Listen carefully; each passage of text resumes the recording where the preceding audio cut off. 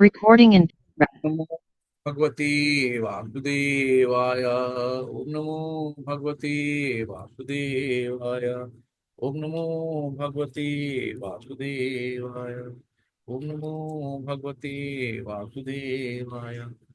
ओम अज्ञानतिमिरान्धस्य ज्ञानञ्जनशलाकया चक्षुरुन्मिलितं येन तस्मै श्रीगुरुवे नमः। श्रीचैतन्यमनोभीष्टं स्थापितं येन भूतले स्वयं रूपं कदाति महिमं ददाति शब्दान्तिकम्। वन्देऽहं श्रीगुरु श्रीयुतकमलं श्रीगुरुवैष्णव श्रीरूपसागरजातं सहगण रघुनाथान्वितं तं सजीवं सावधैतं सावधूतं परिजन सहित श्रीकृष्ण चैतन्य देवं श्री राधा कृष्ण पादान् सहगण ललिता श्री विशाखान्वितान् च। हे कृष्ण करुणा सिंधु दीनबंधु जगतपते गोपेश गोपिका कांत राधा कांत नमोस्तुते। तप्त कांचन गौरांगी राधे वृंदावनेश्वरी प्रसभानुसुते देवी प्रणमामि हरिप्रिये।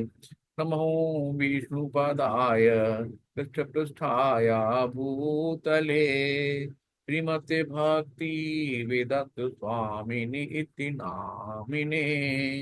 नमस्ते सरस्वती देवे गौरवाणी प्रचारिणी निर्विशेषा शून्यवादी पाश्चात्य देश तारिणी।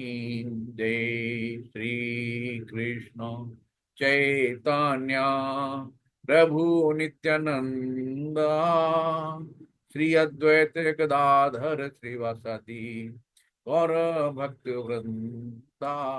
हरे कृष्णा हरे कृष्णा कृष्णा कृष्णा हरे हरे हरे राम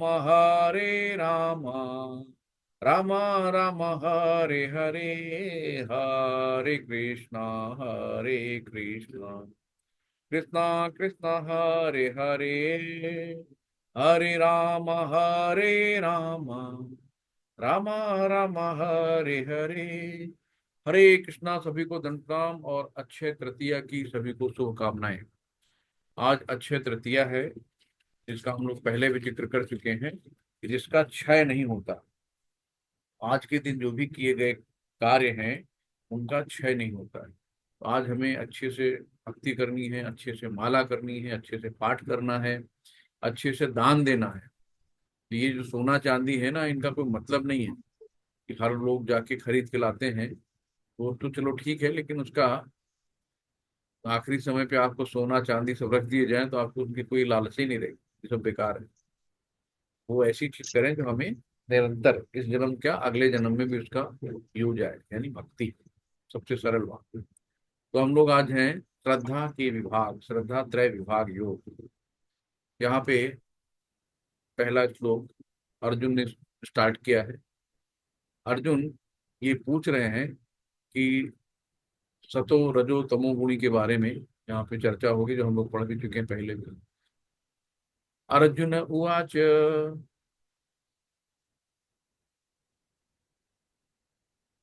ये शास्त्र विधि जय यजन्ते श्रद्धान्विता तेषां निष्ठा तु का कृष्णा सत्तमा हो रजस्तमः।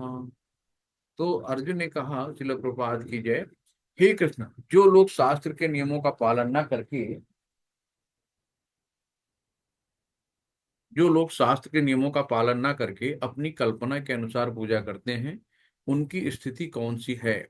वे सतोगुणी हैं, रजोगुणी हैं या तमोगुणी हैं? तो अर्जुन भगवान से पूछ रहे हैं कि जो शास्त्रों का नियमों का पालन करते नहीं करते हैं और अपने हिसाब से पूजा करते रहते हैं, अपनी कल्पना के हिसाब से, उनकी स्थिति कौन सी है? तो श्री भगवान उवाच त्रिविधा भवति श्रद्धा देहिनां सा स्वभावजा सात्विकी राजसी चैव तामसी चेति ताम शृणु। फिर यहाँ सुनो, अब सुनो अर्जुन। तो भगवान ने कहा, देहधारी जीव द्वारा अर्जित गुणों के अनुसार उसकी श्रद्धा तीन प्रकार की हो सकती है। कौन सी? सतोगुणी, रजोगुणी अथवा तमोगुणी। अब इसके विषय में तुम मुझसे सुनो। तो यहाँ पे एक चार्ट दिया गया है, भक्त, कर्मी और ज्ञानी। तो जो कर्मी होता है ना, तो उसको, कर्मी क्या है कि बहुत ज्यादा उसकी चाहत होगी, अच्छे से कर्म करेगा, पुण्य कमाएगा है, और बढ़िया से अपने आप को रखेगा, शास्त्रों के विधि विधानों का पालन करता है। तो ये क्या है, राजसी में आता है, कर्म करता है, और ये स्वर्ग लोक तक जाता है, क्योंकि भाई स्वर्ग लोक तक जब तक रहेगा, जब तक उसके पुण्य छिन्न नहीं हो जाते। जहां पुण्य क्षीण हुए, फिर से वो जन्म मृत्यु जरा व्याधि के चक्कर में पृथ्वी लोक में उसको वापस आना पड़ेगा। यहाँ पे ज्ञानी है। ज्ञानी क्या है कि ये ब्राह्मण होते हैं, मुक्त आत्माएं हो सकते हैं, और इनको ज्ञान होता है सत्व का। तो ये ज्ञानी लोग हैं। और ये भी बहुत ज्यादा ज्यादा, ये सब मतलब क्या है कि इनका एक टारगेट होता है कि हमें स्वर्ग तक जाना है ना। ये अपने लिए काम करते हैं, यानी कि दान भी करेंगे तो इनको लगेगा कि चलो इस दान का हमें पुण्य मिलेगा, हम आज जितना दान कर रहे हैं उसका हमें लाभ मिलेगा। तो ये अपने स्वार्थ के लिए भक्ति करते हैं, दान करते हैं, तो कर्म करते हैं, तो ये लोग भी अपना स्वर्ग लोक तक ही जाते हैं। दूसरा है भक्त, है ना। भक्त क्या है, ये शुद्ध सत्व होता है, सिर्फ सेवा के लिए होता है भगवान की, और भक्ति करता है, प्रेमामयी भक्ति करता है। तो ये सिर्फ कृष्ण के पास जाता है, सीधे गोलोक वृंदावन धाम जाता है। इस तरीके से इन्होंने भक्त, कर्मी, ज्ञानी, तो इस तरीके इनको बांटा है। तो जिसमें अगर हम कह सकते हैं कि जैसे ब्रह्म और जीव और भगवान, तो ये जो है ज्ञानी लोग जो होते हैं, ये कर्मी, ये ब्रह्म हो गए, और ये परमात्मा हो गए, और ये भगवान हो गए। सत चित आनंद, अगर इनको तीनों को मिला देंगे तो सत चित आनंद, सच्चिद आनंद, तो ये कहा जा सकता है। हम लोग जो सेकंड अगर होगा तो उसमें देखते हैं काफी, हर एक चैप्टर का जो एवरी श्लोक है उसको अच्छे से करेंगे। यहाँ समय कम रहता है, तो इसमें सब निपटाना होता है, तो मेन मेन हेडलाइन है वही कहा जाता है। तो एक्सप्लेनेशन सेकंड लेवल में अच्छे से होता है। तो नेक्स्ट श्लोक है, इसमें हे भरत पुत्र, विभिन्न गुणों के अंतर्गत भगवान बता रहे हैं, हे भरत पुत्र, अर्जुन को कह रहे हैं कि विभिन्न गुणों के अंतर्गत अपने अपने अस्तित्व के अनुसार मनुष्य एक विशेष प्रकार की श्रद्धा विकसित करता है, और अपने द्वारा अर्जित गुणों के अनुसार ही जीव को विशेष श्रद्धा से युक्त कहा जा सकता है। तो जिसकी रही भावना जैसी, प्रभु मूरत देखी तिन जैसी। तो जिसकी जैसी श्रद्धा होती है, वो उसी हिसाब से गुण अर्जित करता है, और उसी के अनुसार ही जीव को विशेष श्रद्धा। और जब जैसे जिसके गुण होते हैं, बहुत होता है ना, सो दिखाना, बड़ा हाई फाई अपने आप को दिखाना, रजोगुणी होना, है ना। तो वो अपने आप को फिर उस मेंटेन रखता है कि अपने को स्टेटस मेंटेन रखना है, स्टेटस गिरने ना पाए, समाज में मेरा नाम ना खराब हो, तो रजोगुण में आता है। उसी हिसाब से अपने आप को फिक्स कर लेता है, यानी कि उसने अपनी विशेष श्रद्धा अपने हिसाब से बना ली। ऐसे ही तमोगुण वाला है कि वो आलस, प्रमाद, निद्रा से भरा रहता है, उसको किसी से मतलब ही नहीं, आज करे सो कल करे, कल करो सो परसों, और इतनी जल्दी क्या पड़ी है, अभी तो जीना बरसों, पड़ा रहता है। और जो सतोगुणी होता है, वो सत्य में रहता है, उसको लगता है कि हमारे पास समय कम है, सुबह 3 बजे उठना है, जल्दी से भगवान की पूजा करनी है, आराधना करनी है, जितना ज्यादा ज्यादा कर लें, समय कम है ना, भगवान की सेवा करनी है, तो उसमें लगा रहता है। सब जैसी हमारी श्रद्धा होती है, वैसे हमारे अंदर वैसे गुण विकसित होने लगते हैं। यजन्ते सात्विका देवांचर छांसी राजसः, प्रेतान भूत गणाश्चान्ये यजन्ते तामसा जनः। यहाँ भगवान कह रहे हैं सतोगुणी देवता, जो सतोगुणी व्यक्ति होते हैं, वो देवताओं को पूजते हैं, रजोगुणी यक्षों और राक्षसों को पूजते हैं, और तमोगुणी भूत प्रेतों को पूजते हैं। तो सतोगुणी होते हैं, वो देवताओं को पूजते हैं, कहीं ब्रह्मा जी को पूज रहे हैं, कहीं शंकर जी को, कहीं दुर्गा जी को, है ना, कहीं लक्ष्मी जी को, कहीं काली जी को, कहीं हनुमान जी को। जो सतोगुणी होते हैं, सत्य में होते हैं, भगवान के प्रति समर्पित रहते हैं। और जो रजोगुणी वाले होते हैं, रजोगुणी में तो बहुत से हैं, कोई कोई सचिन तेंदुलकर पूज रहा है, कोई शाहरुख खान की फोटो लगा के उनकी पूजा कर रहा है, और इस तरीके से वो रजोगुण वाले यक्षों और राक्षसों की पूजा करते हैं, है ना। तो उसमें इस तरीके से, और तमोगुण वाले जो भूत प्रेत को पूजते हैं, तो पता लगा रात में शमशान घाट में बैठ गए और मंत्र जागृत कर रहे हैं वहां पे। ये तमोगुणी वाले हैं, रात 12 बजे बाद बैठ के मसान बैठ गए, शमशान घाट में बैठ गए, गंगा जी किनारे बैठ गए जाके। तो इस तरीके से है। अब जो लोग दंभ तथा अहंकार से अभिभूत होकर शास्त्र विरुद्ध कठोर तपस्या और व्रत करते हैं, जो काम तथा आसक्ति द्वारा प्रेरित होते हैं, जो मूर्ख तथा शरीर के भौतिक तत्वों को तथा शरीर के भीतर स्थित परमात्मा को कष्ट पहुंचाते हैं, वे असुर कहे जाते हैं। अब देखिए इसमें कि किस किस तरीके से लोग, कोई सिर के बल अपने आधे सिर को अंदर गाड़ के खड़ा है, कोई एक टांग पे सालों साल खड़ा रहता है ना। ये देखो उसका उसका रावण का दिया है कि उसने पूरा कैलाश पर्वत ही उठा लाया, अपना इतना घमंड था उसको। तो पूरा पूरा कहन के चलो कैलाश पर्वत ही उठा ले जाते हैं, भगवान के पास आने से बढ़िया है कि भगवान को उठा ले चलते हैं। तो ये सब जो है असुर कहलाते हैं, है ना। इनको अपने में लगती कि मैं जो चाहूंगा वो कर लूंगा, अपने आप को मैं तपा के मैं अपने से कर लूंगा। तो इस तरीके से ये लोग अपने स्वार्थ के लिए जीते हैं, इनको उसमें अपना स्वार्थ होता है, हजारों साल तपस्या भी करते हैं तो भगवान से अपने स्वार्थ के लिए, अपने यश के लिए, अपने नाम के लिए वर मांगते हैं। तो इस तरीके के जो लोग होते हैं वो असुर कहलाते हैं। जो भगवान के सुर में सुर नहीं मिलाता वो असुर है। जो भगवान के सुर में सुर मिलाता है, यानी कि जो शास्त्रों को विधि विधान से पालन करता है, तो वो देवता है। और जो शास्त्रों का विरोध जो काम करते हैं वो असुर है। जो भोजन सात्विक व्यक्तियों को प्रिय होता है वो आयु बढ़ाने वाला था। जो आप सोचो फल खाओगे, सेब केला, है ना, अच्छी सी चीजें खाओगे, फल फ्रूट्स वगैरह, तो क्या करेगा, आपकी आयु बढ़ाएगा, आपकी इम्यूनिटी बढ़ेगी तो आपकी आयु बढ़ेगी, आप बीमार नहीं रहोगे, है ना। और जीवन को शुद्ध, आप अच्छे से जब भोजन करोगे, अच्छे से पेट साफ होगा, मन साफ होगा, शरीर हल्का रहेगा, सब कुछ रहेगा, सब शुद्ध रहेगा। तो जो भोजन सात्विक व्यक्तियों को प्रिय होता है वो आयु बढ़ाने वाला होता है, जीवन को शुद्ध करने वाला तथा बल, स्वास्थ्य, सुख तथा तृप्ति प्रदान करने वाला होता है। ऐसा भोजन रसमय, स्निग्ध, स्वाद पद प्रद तथा हृदय को भाने वाला होता है। तो ऐसा भोजन, आप कितना भी तरबूज खा लो, खरबूजा खा लो, आपको हाँ दैया तो नहीं करोगे, अरे पानी लाओ ये लाओ, मतलब जैसे ना प्राण निकल रहे होते हैं, वैसे आदमी जब खट्टा तीखा खाता है, जल्दी लाओ पानी लाओ पानी लाओ, उसकी सांस रुकने लगती है, हिचकी आने लगती है, फिर भी आदमी खाता है। अत्यधिक तीखे, खट्टे, नमकीन, गरम, चटपटे, शुष्क तथा जलन उत्पन्न करने वाले भोजन रजोगुणी व्यक्तियों को प्रिय होते हैं। ऐसे भोजन दुख, शोक तथा रोग उत्पन्न करते हैं। अब मार्केट में आप गए, बढ़िया से होटल वाले ने चटकारा मार के खिला दिया, खूब अच्छे से, लो क्वालिटी का तेल, पानी सही है कि नहीं सही है, लेकिन खूब मिर्च मसाला डाल दिया आपको, हाँ बहुत बढ़िया। तो कहता है यार तू खा और मैं कमाऊं। अब आपको डायरिया हो, डिसेंट्री हो, पेट खराब, उससे मतलब नहीं है। उसने आपको खिला दिया, आपको जुबान में तृप्ति हुई, बढ़िया बढ़िया लगा, फिर क्या हो रहा है, बीपी बढ़ रहा है, कोलेस्ट्रॉल बढ़ रहा है, उस दुकानदार से मतलब नहीं है, शरीर तो आपका है ना। तो ऐसे भोजन क्या करते हैं, दुख, शोक तथा रोग उत्पन्न करते हैं। तो हमें हमेशा सात्विक, जो भगवान को प्रसाद चढ़ा सकते हैं, यानी भगवान को प्याज लहसुन और मीट मुर्गा तो खिलाते नहीं है, तो जो सात्विक भोजन होगा वही हम भगवान को प्रसाद लगाएंगे और वही हम खाएंगे।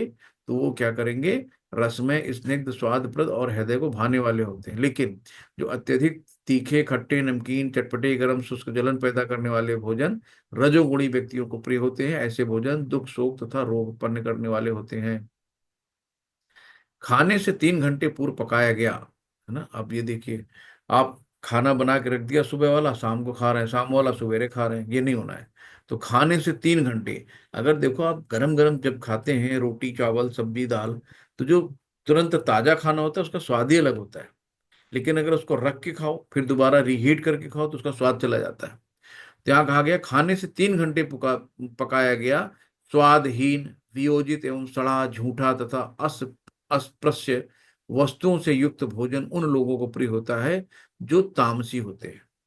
तो जो तामसी लोग होते हैं, खा पी के सो गए, पड़े हैं, फिर जो बचा फिर वही खा लिया उठा के, आलस इतना ज्यादा रहता है उनके अंदर। यज्ञों में वही यज्ञ सात्विक होता है जो शास्त्र के निर्देशानुसार कर्तव्य समझकर उन लोगों के द्वारा किया जाता है जो फल की इच्छा नहीं करते हैं, है ना। तो अब हमें बार बार हम लोग कहें, कर्म तो करना ही है, क्योंकि कर्म करने के लिए भगवान ने कभी मना नहीं करा है। भगवान ने कहा उठ अर्जुन, तुम क्षत्रिय हो, तुम्हारा कर्तव्य है लड़ना, तो युद्ध करो। तो हर व्यक्ति को जो उसके नियत कर्म है, जो बिजनेसमैन है, स्टूडेंट है, घर के काम है, बाहर के काम है, ड्यूटी है, तो वो तो करना ही है। ये नहीं कि सारे काम छोड़ो, घर द्वार चलो हरिद्वार, ये नहीं करना है।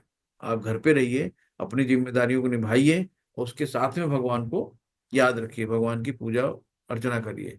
यज्ञों में वही यज्ञ सात्विक है जो शास्त्र के निर्देशानुसार कर्तव्य समझकर उन लोगों द्वारा किया जाता है जो फल की इच्छा नहीं करते हैं। तो जो भी कर्म करो उसका फल भगवान को दे दो, तो वो आपके बंधन का कारण नहीं बनेगा। लेकिन हे भरतश्रेष्ठ, जो यज्ञ किसी भौतिक लाभ के लिए गर्ववश किया जाता है उसे तुम राजसी मानो। आजकल होता है ना, चलो भाई ब्रह्म भोज करा दो, बुलाओ पूरे, उसको बुलाओ, दिखाओ क्या कितनी हमारी शान शौकत है। आजकल जो भी लोग दान धर्म करते हैं ना, वो सब दिखावा, ये देखो भाई फलाने के यहाँ आज ये बट रहा है, आज उन्होंने ये कराया, आज ये कराया। तो बहुत दिखावा, ये सब क्या है, राजसी में आता है कि हमें बहुत दिखावा नहीं करना है। दान कर रहे हैं, फोटो खिंचवा रहे हैं, एक को दान करा, 4 जगह 1000 जगह फोटो भेज दी, तो सिर्फ दिखावा है, इसको दान नहीं कहते हैं। जो यज्ञ शास्त्र के निर्देशों की अवहेलना करके प्रसाद वितरण किए बिना, वैदिक मंत्रों का उच्चारण किए बिना, पुरोहित को दक्षिणा दिए बिना तथा श्रद्धा के बिना संपन्न किया जाता है, वो तामसी माना जाता है। यहाँ पे भस्मासुर का दिया हुआ है। भस्मासुर ने बहुत कठिन तपस्या करी, और तपस्या करने के बाद शंकर जी जब प्रकट हुए तो उन्होंने कहा मांग लो। तो उसने कहा आप ऐसा करो, मुझे वर दो कि मैं जिसके ऊपर हाथ रखूं भस्म हो जाए। तो बोले ठीक है। भोले भाले शंकर जी तो आशुतोष कहा जाता है, वो तो बेचारे बिना सोचे समझे चलो जाओ, मतलब क्योंकि शुद्ध वैष्णव होते हैं तो हमेशा निरंतर भगवान की याद में रहते हैं। अब जब आप कोई काम में बहुत ज्यादा एंगेज हो, बिजी हो, और उस समय आपसे कोई कहता भी है तो कहते हैं हाँ हाँ जाओ जाओ। जैसे एक ऐड नहीं आता, वो सेविंग कर रहा होता है, उसकी बीवी पूछती साड़ी ले लेके, हाँ हाँ, तो उसने हूँ करा तो उसने जाके ले लिया। तो वही चीज है कि शुद्ध भक्त होते हैं, भगवान के प्रति निरंतर इनकी बिना रुके भगवान को याद करते रहते हैं। अब कोई इनके खोपड़ी पा के तांडव करता है तो कहते हैं यार जाओ जाओ जाओ, तो तुरंत बिना सोचे समझे उसको वर दे देते हैं बहुत इजीली। इसीलिए कहते हैं बहुत अच्छे से जल्दी से खुश हो जाते हैं। तो इन्होंने दे दिया कि ठीक, तथास्तु कर दिया। अब वो इन्हीं के पीछे पड़ गया कि अच्छा मैं ट्राई तो करूं कि देखे मतलब भस्म होते कि नहीं होते। अब शंकर जी बेचारे भागे भागे घूम रहे हैं। तो विष्णु जी फिर अपना रूप बदल के आए और बोले कहाँ तुम ये जंगली जो भभूत अभूत लगा के घूमता रहता घोड़ी आदमी, ये तुमको वर दे सकता है? इसके पास कुछ है ये देने के लिए? अरे एक बार तुम ट्राई करके खुद देख लो ना, अपने सिर पे हाथ रख के कि काम करता कि नहीं करता है। तो असुर, उसने कहा हाँ ये बात तो सही है। और उसने जैसे अपने सिर पे हाथ रखा, भस्म हो गया, खत्म हो गया वहां कांड। तो इस तरीके से चीजें हैं। देव द्विज गुरु प्राग पूजनम शौच मार्जवम ब्रह्मचर्य अहिंसा च शरीरम तप उच्यते। परमेश्वर, ब्राह्मणों, गुरु, माता पिता जैसे गुरुजनों की पूजा करना तथा पवित्रता, सरलता, ब्रह्मचर्य और अहिंसा ही शारीरिक तपस्या है। तो हमने कहा ना BMW बॉडी, तो यहाँ पे शारीरिक तपस्या क्या है, पहले हम लोग शारीरिक तपस्या देख लेते हैं। शारीरिक तपस्या यही है कि अपने गुरुजनों को प्रणाम प्रणाम करना, उनकी सेवा करना, उनका सम्मान करना, है ना, गुरु हैं, माता पिता हैं, ब्राह्मण हैं, परमेश्वर हैं, इन सब की पूजा करना, अपने आप को पवित्र रखना, सरल, इतना सरल कि दुश्मन भी आपसे कोई राज पूछे तो उसको बता दो, ये सरलता होती है। ब्रह्मचर्य का पालन करना, अहिंसा, और यानी किसी जीव को सताना नहीं है, और सारी ये सब क्या है, शरीर की तपस्या है। तो इस तरीके से तपस्या शरीर की है। दूसरी तपस्या क्या होता है, अब वाणी की तपस्या, यानी कि हमें वचन वर्ड, किसी को ऐसे नहीं बोलना चाहिए कि यार तुम्हारा शब्द दिल पे लग गया मेरे, तुमने ऐसा बोला कि मेरा दिल छलनी हो गया। ऐसे शब्द न बोलो कि सामने वाले का दिल तार तार हो जाए, उसको बुरी लगे। तो हमेशा मधुर वाणी बोलो, है ना, आप शब्द न बोलो किसी को बुरे लगने वाले। तो यहाँ पे अनुद्वेगरम वाक्यम सत्यम प्रियहितम चयत स्वाध्याय अभ्यासन्यम चैव वाग्यम तप उच्यते, वाम्यम तप उच्यते। सच्चे भाने वाले, हितकर तथा अन्यों को क्षुब्ध ना करने वाले वाक्य बोलना और वैदिक साहित्य का नियमित पारायण करना, यही वाणी है। तो जो वैदिक साहित्य में लिखी गई चीजें हैं उनका नियमित पारायण करना, और सच्चे साफ सुथरे, जो आदमी को पसंद हो ऐसे शब्द बोलने चाहिए, उसके भले के लिए सामने वाले को हो, किसी को हमारी वाणी से पीड़ा ना हो, और हम कभी गलत ना बोलें, सत्य बोलें। ऐसे हमें, ये है हमारी वाणी की तपस्या। तो शारीरिक तपस्या हो गई। शारीरिक तपस्या हो गई कि परमेश्वर, ब्राह्मण, गुरु, माता पिता जैसे गुरु की पूजा करना, पवित्रता, सरलता, ब्रह्मचर्य और अहिंसा शरीर की हो गई। सच्चे भाने वाले, हितकर तथा अन्य को क्षुब्ध न करने वाले वाक्य बोलना और वैदिक साहित्य का नियमित पारायण करना, ये वाणी की तपस्या हो गई। अब मन की तपस्या आती है ना, BMW हो गया, बॉडी माइंड वर्ड। अब यहाँ पे क्या है, तथा संतोष, है ना, हर चीज में संतोष, संतोषम परमम सुखम। तो जब आवे संतोष धन, सब धन बाघ समान, तो जितने भी हैं सब बेकार हो जाते हैं। तो संतोष इतना अच्छा सुख है, सबसे बड़ा धन संतोष है। सरलता है ना, सरलता, कोई दुश्मन भी आपसे आपके राज पूछे उसको बता देना, एकदम सरल, यानी बड़े सीधे साधे जिसको कहते हैं। गंभीरता है ना, आत्मसंयमी एवं जीवन की शुद्धि, ये मन के पत्र है। यहाँ सुखदेव मुनि 14 साल तक माँ के गर्भ में रहे, और जब भगवान ने इनसे कहा कि आ जाओ तुम बाहर, तुम्हें कोई भी गुण तुम्हें नहीं घेरेगा, न सतो न तमो न रजो, तब भगवान ने जब इनको आश्वस्त किया तब ये बाहर आए। और एकदम बच्चा जो होता है ना, मासूम, तो बच्चा, तो जब ये निकले तो वहां पे जो स्त्रियां थी नदी में नहा रही थी, तो निर्वस्त्र थी। तो ये जब निकले तो उनपे कोई प्रभाव नहीं पड़ा, आराम से नहाती रही, क्योंकि उनके दिमाग में था कि इसका मन बहुत शुद्ध साफ है, अभी भी पैदा हुआ है रिसेंटली। जैसे बच्चे घर पे होते हैं ना छोटे छोटे, उनके सामने स्त्रियां अपने कपड़े चेंज कर सकती हैं, क्योंकि उनसे कोई लज्जा नहीं रहती, बच्चे तो बच्चे होते हैं। लेकिन उन्हीं के पीछे भागते भागते उनके पिताजी व्यास मुनि भी आ रहे थे। तो जैसे ही व्यास मुनि को देखा, वो गृहस्थ थे, तुरंत सबने अपने अपने कपड़े उठा के अपने तन ढकने शुरू कर दिए। तो ये होता है कि मन की तपस्या, कि मन से कितना आप शुद्ध साफ है। तो सुखदेव मुनि का था कि एकदम मन से साफ है, इनको किसी ने, सतो तमो रजो ने कोई भी बंधन में नहीं बांधा, तो अपने आप पे थे। श्रद्धया परया तप्तम तपस्य तत्त्रिविधम नरई अफलाकांक्षिभिर्युक्तै सात्विकम परिचक्षते। तो भौतिक लाभ की इच्छा ना करने वाले केवल परमेश्वर में प्रवृत्त मनुष्यों द्वारा दिव्य श्रद्धा से संपन्न ये 3 प्रकार की तपस्या सात्विक तपस्या कहलाती है। जिसको अब यहाँ पे देखिए, वृंदावन की तपस्या कर रहे हैं सब लोग, 84 कोस यात्रा करते हैं, गोवर्धन परिक्रमा करते हैं, मायापुर जाते हैं, वहां की परिक्रमा होती है।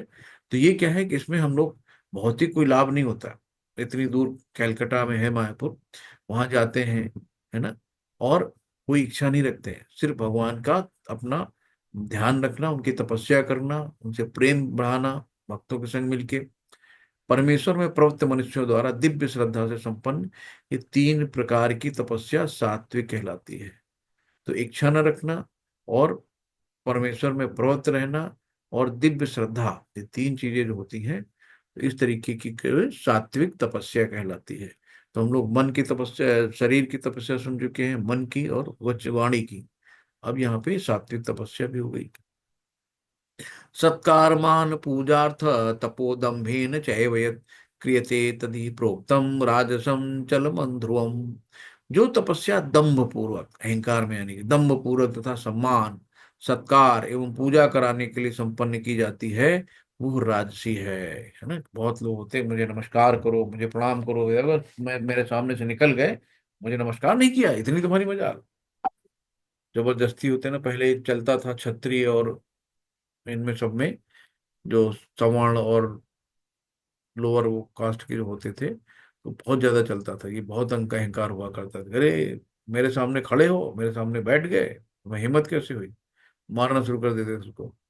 ये जो होता है, ये जो तपस्या दम्भ पूर्वक तथा सम्मान सत्कार एवं पूजा कराने के लिए संपन्न की जाती है, वो राजसी है। जैसे हिरण्यकश्यप था, वो कहता था मेरी पूजा करो, कोई विष्णु नहीं, मेरा नाम लो, है ना। तो ये सब रजोगुणी कहलाती है। ये ना तो स्थायी होती है और ना शाश्वत होती है, तो ये सब टेम्परेरी होती है, इसमें कुछ दम नहीं रहता है। अब मूढ़ग्राहे मूढ़ग्राहेणात्मनो यत्पीडया क्रियते तपः परस्योत्सादनार्थ वह तत्ताम समुदाहृतम।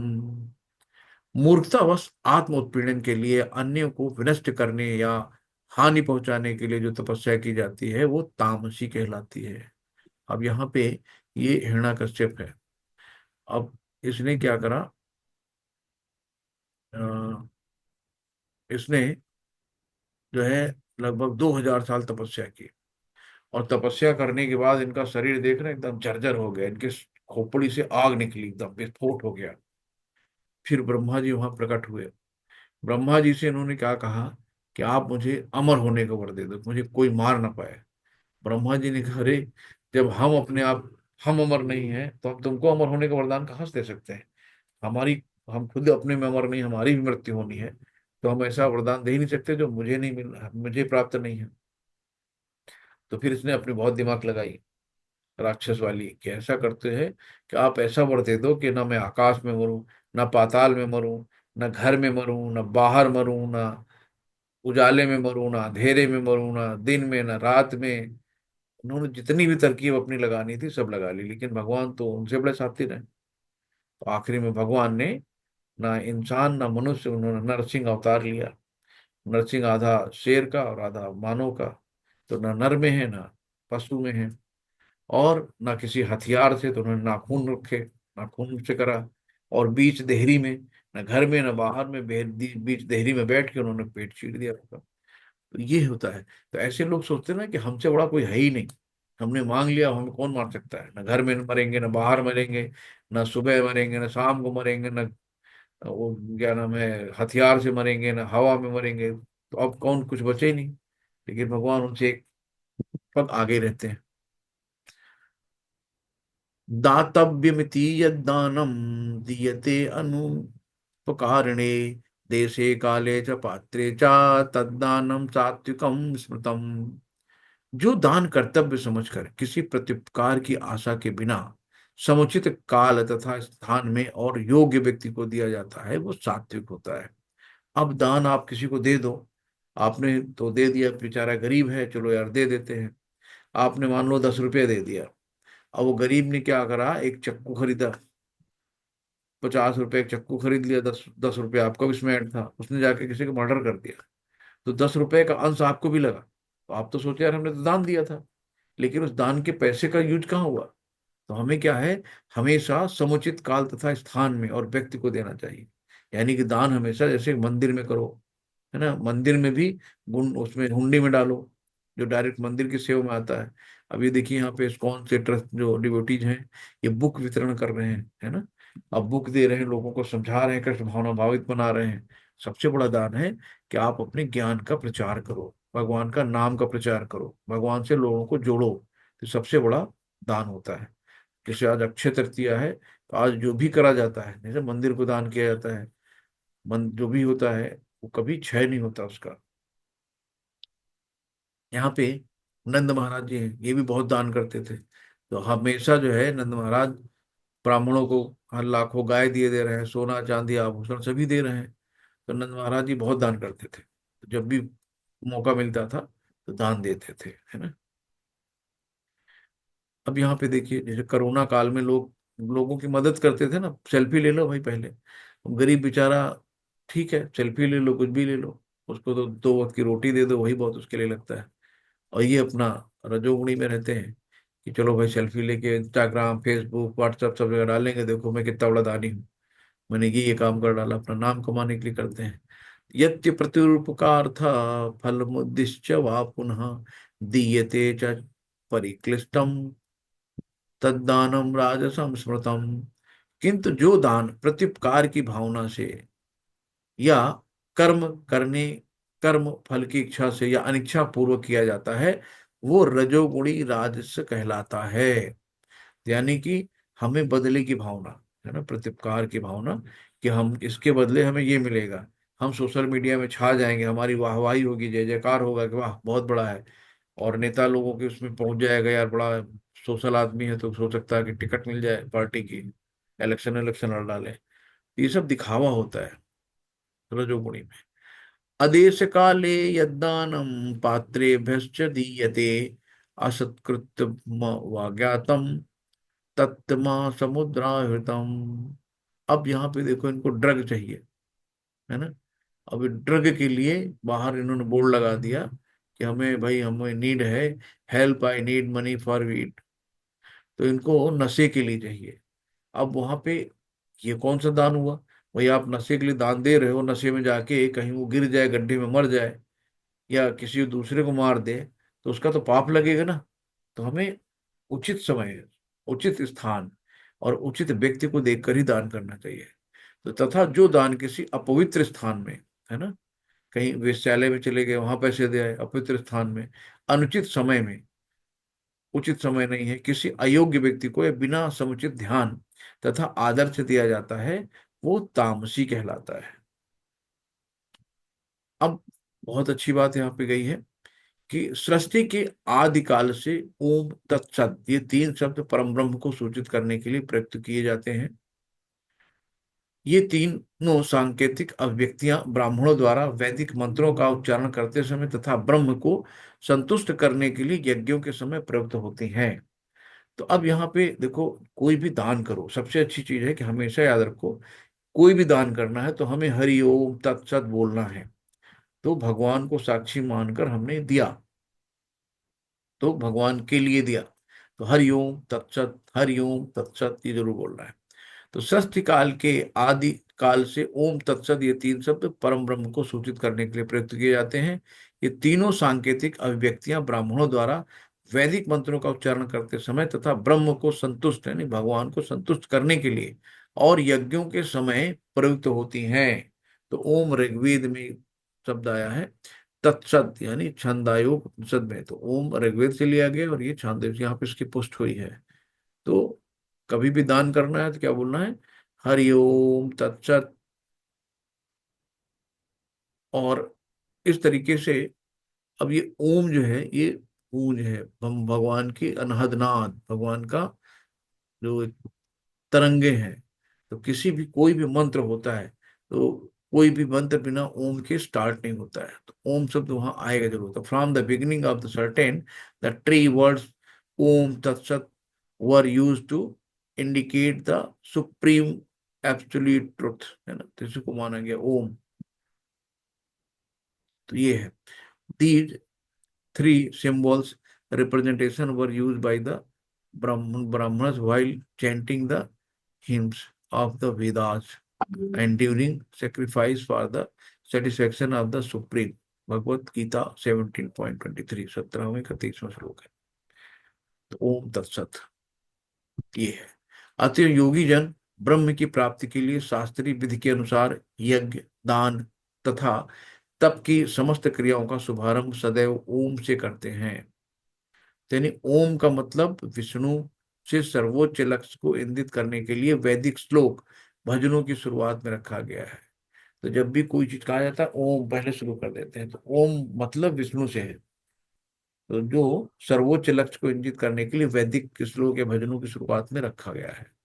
तो अति योगी जन ब्रह्म की प्राप्ति के लिए शास्त्रीय विधि के अनुसार यज्ञ, दान तथा तप की समस्त क्रियाओं का शुभारंभ सदैव ओम से करते हैं। जो भी स्टार्टिंग होती है ओम से होती है।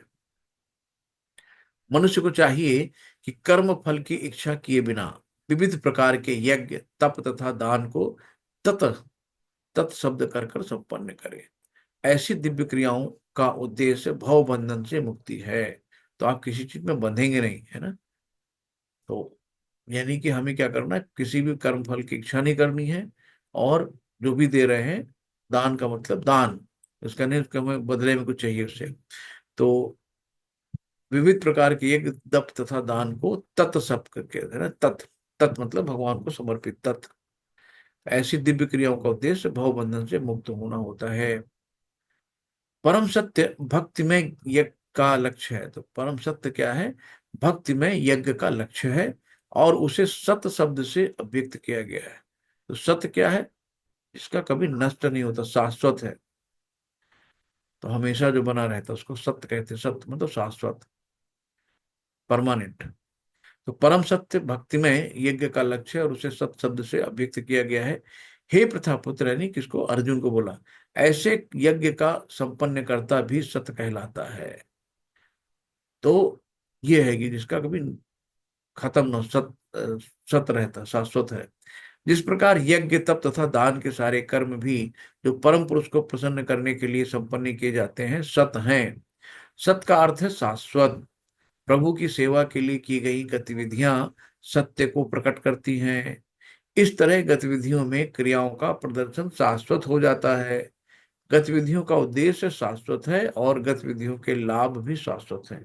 तो कभी इनका, ये टेम्परेरी नहीं है, परमानेंट रहते हैं जो भी चीजें हैं। तो हमें ऐसी करना चाहिए कि परम सत्य अभियुक्त यक्ष, यक्ष का लग है उसे सत्य से अभिजित किया जाता है। यानी कि जो भी काम करो सब पे भगवान का नाम लेके करो, तो कोई भी काम गलत नहीं होंगे। अश्रद्धया हुतम दत्तम तपस्तम कृत चायत असिद्ध चित्ते असदित्युच्यते पार्थ न च तत्प्रियते नो इह। हे पार्थ, हे पार्थ मतलब अर्जुन, श्रद्धा के बिना यज्ञ दान या तप के रूप में जो भी किया जाता है वो नश्वर है। यानी आपकी श्रद्धा ही नहीं है, आप केवल फॉर्मेलिटी करने जा रहे हो, उसका कोई मतलब है। इससे बढ़िया ना करो, करो तो ढंग से करो, मन से करो, दिल से करो, नहीं करना है तो नहीं करो। तो इसीलिए भगवान कहते हैं कि श्रद्धा के बिना यज्ञ दान या तप के रूप में जो किया जाता है वो नश्वर है, वो असद कहलाता है और इस जन्म तथा अगले जन्म दोनों में ही व्यर्थ जाता है। तो करो तो श्रद्धा से करो, नहीं नहीं करो, व्यर्थ चला जाएगा, फायदा क्या है उससे। जो भी काम करो, शिल प्रभुपाद कीजिए। शिल प्रभुपाद जी हम कुछ लिखते हैं कि बद्ध अवस्था में लोग देवताओं, है ना, जो हम लोग बद्ध मतलब जो बंधे हुए हैं यहाँ पे भौतिक जगत में, तो वो क्या करते हैं, देवताओं, भूतों, कुबेर जैसी यक्षों की पूजा के प्रति बड़े आकृष्ट होते हैं। आप लोग देखते हो ना, सब देवी देवताओं के पीछे लगे रहते हैं। यद्यप सतोगुणी, रजोगुणी तथा तमोगुण से श्रेष्ठ है। सतोगुण क्या है, रजोगुण से श्रेष्ठ है, और रजोगुण क्या है, तमोगुण से श्रेष्ठ है। लेकिन जो व्यक्ति कृष्ण भावनामृत को ग्रहण करता है वो प्रकृति के इन तीनों गुणों को पार कर ले जाता है। मम माया दुर्तया देवी है सा गुणमयी, मम माया दित्रया मामेव प्रपद्यन्ते मामेव तरन्ते। तो जो तीन गुण हैं भगवान के, सतो तमो, इनसे बाहर निकल जाता है। कौन निकल जाता है, कि कृष्ण भावनामृत को जो ग्रहण करता है वो। सफलता पाने के लिए उपयुक्त गुरु प्राप्त करके उनके निर्देश में प्रशिक्षण प्राप्त करना चाहिए, तभी ब्रह्म में श्रद्धा होगी। तो पहले गुरु में श्रद्धा डालो, गुरु आपको रास्ता दिखाएंगे, ठीक है, तभी आपको ब्रह्म में श्रद्धा होगी। जब कार्यक्रम कालक्रम से ये श्रद्धा परिपक्व होती है तो इसमें ईश्वर प्रेम कहते हैं। तो धीरे धीरे एक दिन में बात नहीं होती, पता नहीं कितने जन्म लग गए। पिछले जन्म में हम लोग जो भक्ति कहीं से छूटी थी, तो इस जन्म में भगवान ने फिर से हमें वहीं उसी स्टेज पे लाए कि जो कक्षा 1 में फेल हो गया था, कक्षा 5 में, वो कक्षा 8 में। तो जो जहाँ पे था उससे को उसी घर में जन्म मिला, और उसी निश्चित आयु में जब फल उनके जो बीज हैं अंकुरित हुए तो उनको भक्ति मिल गई। यानी यहाँ पे नामनस्ताद प्रभु जी का बड़ी कृपा है कि उन्होंने लिंक डाली, और कितने लोग लाभान्वित हो रहे हैं, है ना। ये भी भगवान का प्रसाद ही है। अतएव मनुष्य को चाहिए कि सीधे कृष्ण भावनामृत ग्रहण करे। इस 17वें अध्याय का यही संदेश है। तो हमें क्या करना है, कृष्ण भावनामृत यानी कृष्ण को, कृष्ण के प्रति जो भाव होते हैं ना उसमें सब अमृत रस मिलता है। तो जब ऐसी श्रद्धा होगी तभी सब चीजें होंगी। तो चैप्टर 17 कहता है कि अनअधिकृत जो पूजा के बारे में अर्जुन की पूछताछ की, जो देवी देवताओं को पूछते हैं, ये सब करते हैं, ये सब तो विधान, तो इस तरीके से उनका पूछताछ होती है। तो भगवान कृष्ण के उत्तर जो है, 3 गुण, एक विश्वास और पूजा करते हैं। मतलब कि 3 गुण वाले सतोतमो रजोगुण वाले हैं, और सिर्फ कृष्णम तो भगवान से है। तो 3 गुण में खाद्य पदार्थ भी बताते हैं, क्या कि कैसे सतोगुण का भोजन कैसे होता है, रजोगुण का भोजन कैसा होता है, और तमोगुण का भोजन कैसा है। और 3 गुणों में यज्ञ यानी सेक्रीफाइस है। तो ये बताया गया 3 तरह की तपस्याएं हैं, कैसे, बॉडी, माइंड और वर्ड, BMW। 3 गुणों में तपस्याएं हैं, इन 3 गुणों के प्रकार हैं अलग अलग, जो सतोगुण में है, तमोगुण में, रजोगुण में है। और 3 गुणों में दान, दान एक होता है सात्विक, बुक बुक्स जो वितरित कर रहे हैं, हुंडी में डाला। एक होता है कि सेल्फी खिंचा रहे दान कर करके। तो अलग अलग गुणों में अलग अलग दान करते हैं लोग। ओम तत्सत यज्ञ यानी कि ओम, कोई भी यज्ञ का समापन करो, कोई भी पूजा पाठ करो, कुछ भी करो, तो वहां पे आपको क्या बोलना है, ओम तत्सत, यानी यज्ञ दान तपस्या को सर्वोच्च को अर्पित करना। तो जो भी हम ये करते हैं, भोग लगाते हैं, कुछ भी होता है, वो सीधे विष्णु के मुंह में जाता है। और फिर वहां से राधा रानी, जितनी मात्रा में आपने भोजन वहां रखा था उतनी ही मात्रा में राधा रानी वो ऐसी थाली लगा के आपको वापस करती। तो ये मत सोचना कि भगवान खाते नहीं, भगवान खाते हैं, बिल्कुल खाते हैं। प्रेम से खिलाओ उनको, जरूर खाएंगे। हरे कृष्णा, सभी को दंड प्रणाम। हरे कृष्णा। कोई सजेशन, कोई भूल त्रुटि क्षमा, और किसी को कोई क्वेश्चन हो तो आप कर सकते हैं। हरे कृष्ण, दंड हरे प्रणाम। कृष्णा प्रभु जी, दंडवत प्रणाम। हरे कृष्णा प्रभु जी, दंड प्रणाम। हरे कृष्णा। प्रभु जी बहुत क्लियर कर दिया, बहुत आनंद आ गया प्रभु जी। हरे कृष्णा प्रभु जी, हरे कृष्णा। हरे कृष्णा। दंडवत प्रणाम प्रभु जी। हरे कृष्णा दंडपाम प्रभु जी, जी प्रभु जी। प्रभु जी, ये जिज्ञासा थी एक, जी कि जैसे अध्याय 2 में गीता का सार बताया गया है ना, जी प्रभु जी। और और अध्याय 17 में जैसे बताया गया कि गीता का ये सारांश है ना। ये 18 में, 18 कंक्लूड में किया कहा पूरा। गया कि ये सारांश है ना। जी तो प्रभु जी, गीता के सार और गीता के सारांश में क्या कोई अंतर है या? प्रभु जी, सार एक होता है कि जैसे किसी चीज को कहते हैं ना, पूरा काम हो गया, कहना चाह रहे इसको अब समेटो, इसको अब समेटो। तो समेटने का मतलब हाँ कंक्लूड हो गया, किस चीज को कंक्लूड करते हैं हम लोग, जो पूरा हमारा डिस्कशन हो गया 1 से 17 तक लेके, इस डिस्कशन का कंक्लूजन क्या निकला, तो उसको कंक्लूड कर दिया गया एक में। सार वहां पे क्या हुआ, सार ये था कि हम देह नहीं, हम आत्मा है। तो ये वहां का था कि पहले हम देहात्म बुद्धि से बाहर निकले। तो वो वहां पे था कि अपने देहात्म दिमाग को पूरा आत्मा का विश्लेषण हुआ, विश्लेषणात्मक अध्ययन है। तो उसको साख्य, तो क्या कहते हैं, सांख्य दर्शन भी कहते हैं ना। तो विश्लेषणात्मक अध्ययन हुआ है कि हम शरीर नहीं, हम आत्मा है। तो मेन एक वो सार बताया गया है, एक निचोड़ बताया गया है कि हम अपने आप को आत्मा न माने, हम आपको शरीर न माने, आत्मा माने। लेकिन यहाँ जो 18 में हुआ है, वो पहले युद्ध से लेके और बीच बीच में जो भक्ति बताई गई, कर्म योग, भक्ति योग, ज्ञान योग, इन तीनों का कंक्लूजन किया गया थोड़ी। इतना है थोड़ी।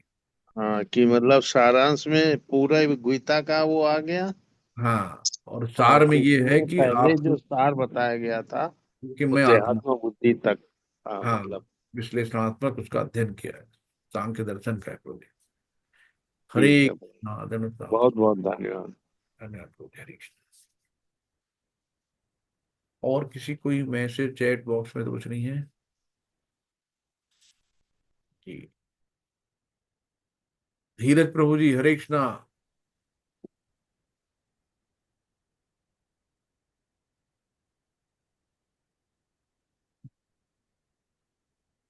तो फिर चलते हैं, किसी का अगर कोई क्वेश्चन नहीं है हाँ जी तो। प्रभु जी।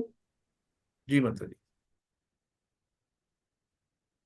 वाञ्छाकल्पतरुभ्यश्च कृपा सिंधु एव च पतितानां पावनेभ्यो वैष्णवेभ्यो नमो नमः। अनंत कोट वैष्णव वृंद की जय, शिला प्रभुपाद की जय, नामादास हरिदास ठाकुर की जय, अपने गुरु महाराज जी की जय, सभी भक्तों की जय। हरे कृष्णा। सभी हरे को अक्षय कृष्ण। तृतीया की ढेर सारी शुभकामनाएं। हरे तो आप कृष्णा। हरे धन्यवाद कृष्णा हरे प्रणाम। प्रभु जी, हरे दंडवत कृष्णा प्रणाम। प्रभु जी, हरे कृष्णा, हरे कृष्णा।